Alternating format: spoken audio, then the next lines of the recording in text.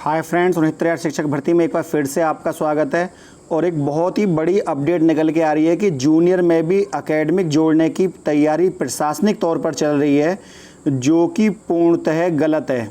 क्योंकि जूनियर की भर्ती पहले भी कभी एकेडमिक के आधार पर नहीं हुई है, और ये भी यदि एकेडमिक की भेंट चढ़ जाती है तो बीएड कैंडिडेट्स को यहाँ पर सीधा नुकसान होने वाला है आगामी भर्ती में भी। क्योंकि जो बीटीसी छात्र होते हैं और जो सीबीएसई बोर्ड का पढ़ने वाला बच्चा है, उसका एकेडमिक हमेशा अच्छा होता है यूपी बोर्ड के मुकाबले। तो जूनियर की भर्ती का पूर्णतः विरोध होना चाहिए। अभी भर्ती की विज्ञप्ति निकले, जीओ निकले, उससे पहले ही सरकारी मंत्रालय सरकार से मिल लेना चाहिए कि इस तरह के कार्य ना हो। अन्यथा इसका एक विकल्प माननीय मंत्री जी ने पहले भी दिया था कि जो टेट है, टेट की परीक्षा प्लस जो सुपर टेट की परीक्षा है, सुपर टेट की परीक्षा, टेट और सुपर टेट दोनों के अंकों को मिलाकर यहाँ पर भर्ती को पूर्ण किया जाना चाहिए। अन्यथा यदि एकेडमिक से भर्ती होती है तो यहाँ पर सीधा नुकसान बीएड कैंडिडेट्स को होगा। बड़ी सिंपल सा प्रोसेस है कि यदि कोई अभ्यर्थी 2004, 2002 किसी, मान लीजिए किसी अभ्यर्थी ने 2002 में 10वीं करी है, 2004 में उसने 12th करी है, 2007 में उसने ग्रेजुएशन करी है, और पुराने ज़माने का कोई अभ्यर्थी बीएड है। उस समय पर ऐसा ग्रेडिंग सिस्टम नहीं था, ना ही इतने अंक आते थे। यूपी बोर्ड में तो किसी की फर्स्ट डिवीज़न आती थी, अखबारों में रिजल्ट निकलते थे तो मिठाई बंटती थी कि उस लड़के के 70% नंबर हैं। और आजकल सीबीएसई बोर्ड की परीक्षा में यदि कोई अभ्यर्थी 80%, 9 CGPA, 10 CGPA, 95 नंबर लेकर आता है तो कहते हैं कम आई है। तो आप समझिए कि अब 8 CGPA नंबर कम माने जाते हैं, 9 और 10 CGPA माने जाते हैं नंबर। तो इतने एकेडमिक में इतना बड़ा डिफरेंस, कहाँ पर बच्चा 60% पे पास हो रहा है और फर्स्ट डिवीज़न ला रहा है, कहाँ बच्चा 80% नंबर ला रहा है, 90% नंबर ला रहा है। 20% का अंतर एक ही साल 10वीं और 12वीं में ही देखने को मिल जाता है। अगर यही प्रताड़ना बार बार होती रही तो बीएड वाला बच्चा पूरी तरह से प्रताड़ित हो जाएगा। तो यदि किसी भी तरह की मीटिंगों का दौर चल रहा है जिस तरह से मंत्री जी से, तो मेरा मानना यह है, मेरी व्यक्तिगत राय इस आधार पर यह है कि आप कम से कम जूनियर की भर्ती को बचा सकते हैं एकेडमिक की मार से। वरना तो फिर उसमें भी जैसे शिक्षा मित्रों को पहले से ही गुणांक लेकर बैठे हैं वो, उसी आधार पर। और बीच में मैं नाम नहीं लेना चाहूँगा, एक पार्टी की सरकार आती है, खुलेआम नकल चलती है कुछ एरियाओं में, और जब खुलेआम नकल चलती है तो उस पार्टी की कार्यशैली ही ऐसी है कि वो लोग एकेडमिक के आधार पर सिपाही की भर्ती करते हैं। और जब एकेडमिक के आधार पर सिपाही की भर्ती होते हैं तो पर्टिकुलर एक क्षेत्र के लोग सबसे ज़्यादा भर्ती होते हैं उस एरिया के। अब सोचिए कि यदि पर्टिकुलर एक इंडिविजुअल क्षेत्र के लोग यदि किसी सरकारी भर्ती में जाएं तो इसका क्या अर्थ निकलता है। खुलेआम नकल चलती है एरिया में, खुलेआम नकल चलती है तो जो मेहनत करने वाला बच्चा है वो नौकरी में कहीं ना कहीं पीछे हो जाता है। आपको यदि गुणवत्ता देखनी है तो आप परीक्षा 1 लीजिए, 2 लीजिए, 3 लीजिए। ये कौन सा आधार है कि नकल चलवाकर आपने 10वीं, इंटर, ग्रेजुएशन इनमें सब में खुलेआम। जब आप सुपर टेट की जैसी परीक्षा में नकल को नहीं रोक पाए तो आप क्या सोचकर बैठे हैं कि जो सामान्य स्तर पर होने वाली परीक्षाएं उनमें नकल ना होती होंगी। जब इतना बड़ा फर्जीवाड़ा सुपर टेट जैसी परीक्षाओं में जहां बहुत ज़्यादा चेकिंग हो रही है और बहुत सारे दलाल पकड़े जा रहे हैं, एसटीएफ जांच कर रही है जिस भर्ती के ऊपर, तो आपको क्या लगता है कि 10वीं, 12वीं और ग्रेजुएशन और बीएड में नकल नहीं चलती होगी। तो ये तथ्यहीन बात है कि आप जूनियर में एकेडमिक जोड़ने की तैयारी कर रहे हैं। इसका पूर्णतः विरोध होना चाहिए सोशल मीडिया के माध्यम से, और अभी भर्ती निकलने से पहले ही। क्योंकि बाद में भर्ती कोर्ट जाए वो ना तो मैं पसंद करूंगा और ना ही सरकार और ना ही आप पसंद करेंगे जो उस भर्ती के आप हिस्सा होंगे। इससे अच्छा है कि आप सरकार को पहले ही उसके बारे में आगाह कर दें कि आप एकेडमिक के आधार पर भर्ती ना करें। बड़ा सिंपल सा प्रोसेस है, क्योंकि अभी कुछ भी नहीं बिगड़ा है। और भर्ती में किसी भी तरह का, मैं नहीं चाहता कि जूनियर की भर्ती में किसी भी तरह का कोई विवाद हो और अभ्यर्थी कमेंट बॉक्स में आकर डेली अपनी व्यथा सुनाए, जो कि अच्छा नहीं लगता है। तो ये चीज़ें गलत हैं, इनको नहीं होना चाहिए। तो जो भी अभ्यर्थी मेरी वीडियो को देख रहा हो वो बिल्कुल चैन से ना बैठे, सोशल मीडिया के माध्यम प्लेटफॉर्म पर जाकर मुख्यमंत्री को इस बात से अवगत कराएं, माननीय बेसिक शिक्षा मंत्री को अवगत कराएं, पीएनपी को अवगत कराएं कि हमें समस्या क्या है। जब तक आप समस्या को सुनाएंगे नहीं, इसी प्रकार आपने देखा होगा कि वो चले गए, क्या नाम है, शिक्षा मित्र कोर्ट चले गए तो उनको 40-45 पर भर्ती करने को तैयार है गवर्नमेंट, और कि हम उनके लिए अलग से पद सृजित कर देंगे, जबकि 60-65 वाला बच्चा भूखा घूम रहा है, उसे ना नौकरी मिली है, 1.5 साल से प्रताड़ित है, उनके बारे में कोई नहीं सोच रहा है जो लो मेरिट कैंडिडेट्स हैं। तो ये चीज़ें गलत हैं। जो सरकारी तंत्र में जाकर बोलता है, अपनी बात को रखता है, सरकार उसी की बात सुनती है। बाद में फिर उन अभ्यर्थियों के ऊपर ये आरोप लगाया जाता है कि बात बात पर कोर्ट चले जाते हैं।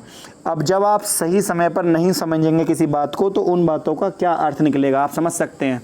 बाद में फिर कभी मंत्रियों को बर्खास्त किया जाएगा, कभी पीएनपी को अधिकारियों को। यदि 4 पीएनपी अधिकारी आपने निकाल दिए तो उससे शिक्षार्थियों को तो नौकरी मिल नहीं जाएगी ना।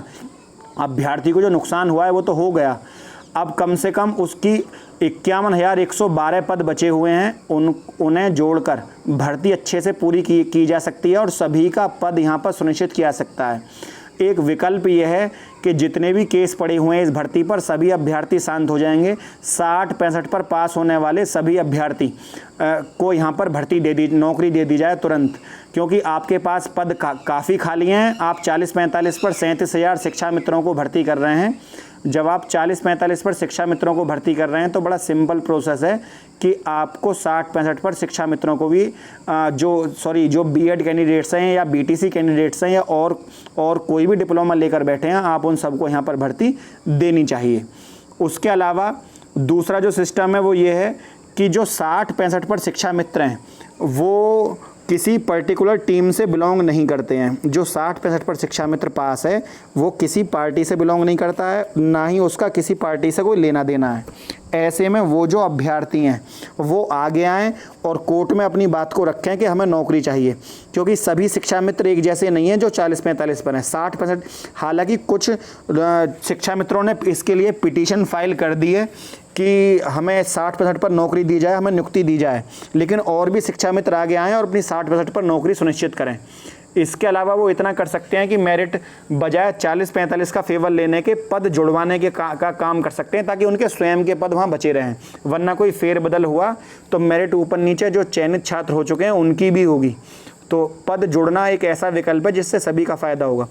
उधर जो बीएड लीगल टीम है उनकी 5:30 बजे मुख्यमंत्री से मुलाकात होने वाली है, तो वो अपनी इन बातों को जरूर रखें। एकेडमिक कहीं ना जुड़े, ना तो भविष्य में आने वाली प्राइमरी में और ना ही एकेडमिक जुड़े जूनियर अध्यापक की भर्ती परीक्षा में।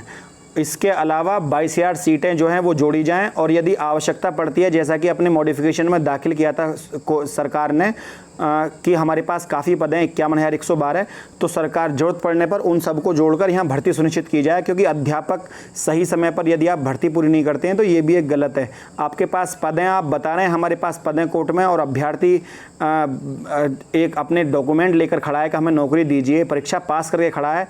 इन मानवीय आधार पर इन चीज़ों को देखना चाहिए। उधर सीबीएसई ने 10वीं-12वीं की जो परीक्षा होने वाली थी उनको फ़िलहाल के लिए स्थगित कर दिया है। फ़िलहाल 10वीं-12वीं की परीक्षा पर रोक लगा दी है, क्योंकि पैंडेमिक डिजीज़ कोविड-19 के आधार पर, ताकि ये और ना फैले इसको देखते हुए।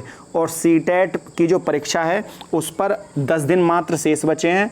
दूसरे ज़िलों में परीक्षा होनी है और इसके लिए अभी कोई आधार, कोई नैतिक मूल्य के लेते हुए किसी भी मंत्रालय ने, जो हमारा सीबीएसई बोर्ड मंत्रालय है, उसने अभी तक ये सूचना नहीं दी है। केवल आपको मैं दिखा दूं इसके बारे में, जो 5 जुलाई है साइट पर वही खुल कर आ रहा है अभी भी, मतलब 5 जुलाई को परीक्षा होने वाली है, ये क्लियर है। ये अभी क्योंकि जब आपका वो नहीं आया है, एडमिट कार्ड नहीं आया, तो जब एडमिट कार्ड नहीं आया तो अभ्यर्थियों में संशय बना हुआ है।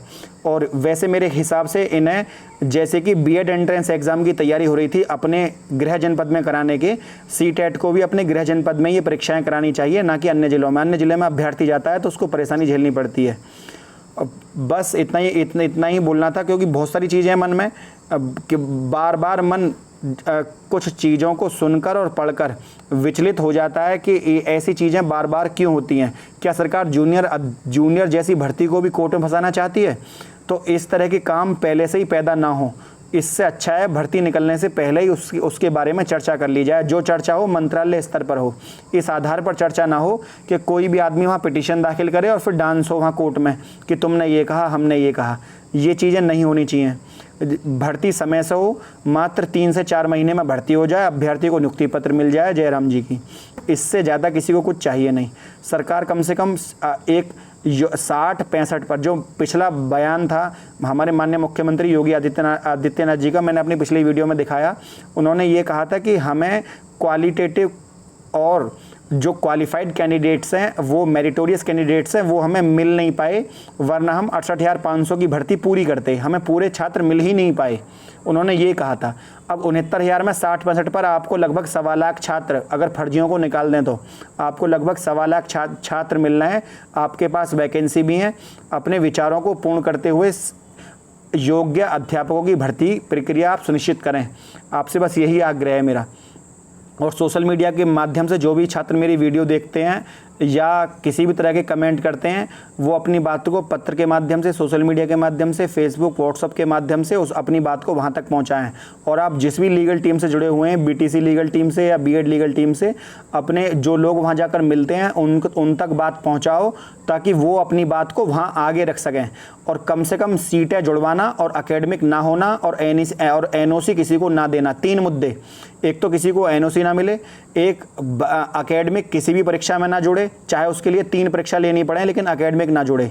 किसी को एनओसी ना मिले, किसी को एकेडमिक ना जुड़े किसी भी परीक्षा में। और तीसरा, जो 22,000 सीट हैं वो 22,000 सीट जुड़ें, प्लस अगर आवश्यकता पड़ती है तो 51,112 सीटें, उनमें से सीटें लेकर अभ्यर्थियों को नियुक्ति पत्र दिए जाएं। और जो चयनित छात्र हैं उनको सबसे पहले काउंसलिंग कराकर उनको भेजा जाए। दूसरे चरण में सीटें जो जुड़ी हैं उनकी काउंसलिंग कराई जाए, ताकि जिस बच्चे को काउंसलिंग मिल गई उसके मन में किसी तरह का व्यवधान ना आए। इसे कई फेसों में बांट सकते हैं। फर्स्ट फेस में चयनित छात्रों को, सेकंड फेस में जो सीटें आप जोड़ रहे हैं और शिक्षा मित्र, इन सबको इकट्ठा करके आप जो भी मेरिट नीचे गिरती है, 60-65 से नीचे तो गिरने वाली है नहीं, लेकिन सीटें जोड़ने के बाद जो भी आपकी मेरिट गिरती है, जहां भी यदि 1 लाख भर्ती करना चाहें, 1,20,000 भर्ती करना चाहें, 1,06,000 भर्ती करना चाहें, सरकार जो भर्ती करना चाहे समय से भर्ती कराए। नए अभ्यर्थी आपको वोट क्या देंगे ये तो मुझे पता नहीं, लेकिन पुराने छात्रों को आप नियुक्ति पत्र देते हैं तो ये आपको वोट जरूर देंगे। आगामी प्रधानी के चुनाव आने वाले हैं, आगामी चुनाव भी आएंगे, वरना तो जो विपक्षी पार्टियां हैं वो इन्हीं मुद्दों को मुद्दा बनाकर कि हम तुम्हें वोट देंगे और इन्हें आप अभ्यर्थियों को भटकाएंगे और पार्टी को तोड़ने का पूरा कार्य करेंगे। ये चीज़ें पॉलिटिकल चीज़ें, इनको समझना चाहिए सरकार को। पहले से ही विपक्षी पार्टियों की इसके ऊपर वो बनी हुई है निगाह 69,000 शिक्षक भर्ती पर। बाद में अभ्यर्थी टूट जाएं तो इसमें कोई बड़ी बात नहीं है। ऐसे समय पर आप इन्हें संभाल सकते हैं, संभाल लीजिए। बस इतना ही बोलना था आज के लिए, इतना ही। वीडियो अच्छी लगी हो तो वीडियो को लाइक, शेयर, सब्सक्राइब करना ना भूलें। जय हिंद, जय भारत।